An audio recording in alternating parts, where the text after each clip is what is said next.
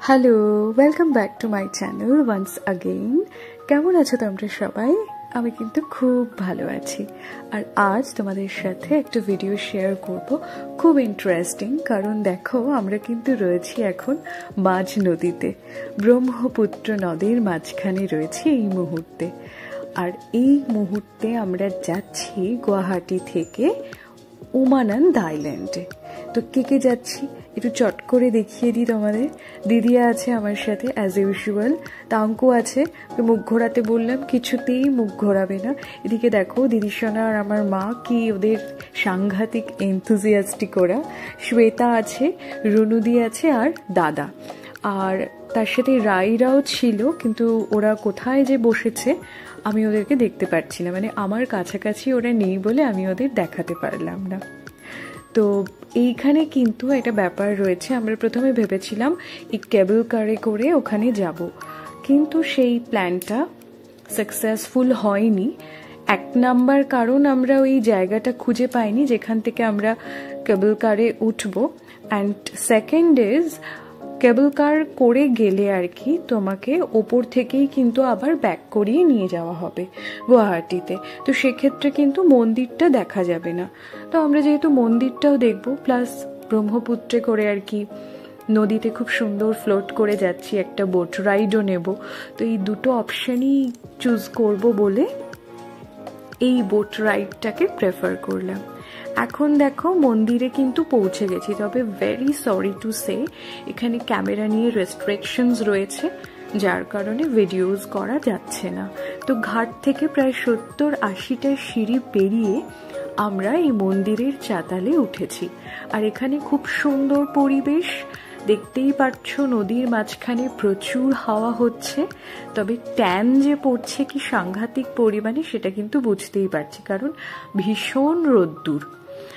আর গরমটা সেইভাবে মেহসুস করতে পারছি না যেহেতু হাওয়া আছে, তবে সবাই কিন্তু এইটুকু বুঝতে পারছি যে বাড়িতে গিয়ে একদম যাতা অবস্থা হবে। তো সেগুলো নিয়ে এখন চিন্তা করছি না।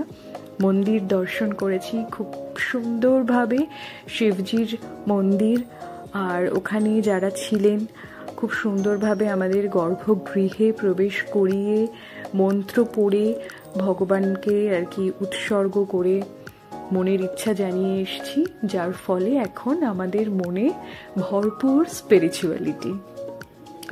আর এই মুহূর্তে না জোয়ার এসছে, তো দিদিয়া আবার দেখো নিচে গিয়ে জোয়ারের জল হাতে তুলে নিয়ে সেটা একদম আমাদের মাথায় খুব সুন্দর করে স্প্রিঙ্কল করে দিচ্ছে।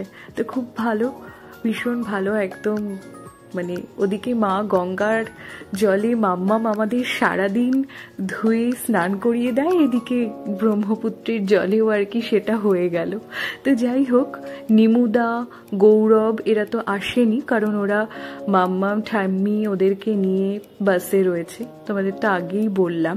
তো এখন ফেরার সময় না একটা টুইস্ট হলো, আমরা যে ছোট স্পিড বোটটায় করে আর কি এলাম এখানে, সেটা আমাদের রেখে চলে গেছে। এদিকে আমাদের থেকে কিন্তু দুটো ফেয়ারই নিয়ে নিয়েছে। তো সে যাই হোক, আমরা তো ওকে দেখতে না পেয়ে প্রথমে একটু ভয় পেয়ে গেছিলাম, পরে দেখলাম যে এই বড় স্টিমার টাইপেরই এটা, বেশ ফ্ল্যাট একটা নৌকো, এখানে অনেক লোকেরা উঠেছেন, তো ওনাদেরকে দেখে আমরা উঠে পড়লাম আর এটা করেই এখন ফিরছি। তবে ব্যাপার এটাই যে আমরা যখন পৌঁছাচ্ছি আর কি গুয়াহাটিতে, পৌঁছানোর পর আমরা যে ঘাট থেকে উঠেছিলাম নৌকায় সেখানে কিন্তু আমাদের নিয়ে যাওয়া হচ্ছে না, আমাদের নিয়ে যাওয়া হচ্ছে একটু দূরে অন্য জায়গায়। তো সেটা নিয়ে তো একটু প্রথমে ভয় পেয়ে গেছিলাম, কারণ হারিয়ে না যাই নতুন জায়গায় এসে। তো সেটা নিয়ে পরে যাই হোক আমরা যেটা আর কি সলিউশন হলো, আমাদের যে ট্রাভেল কার্ড ছিল ওরা আর কি আমাদেরকে এই ঘাট থেকে পিক আপ করে নিল।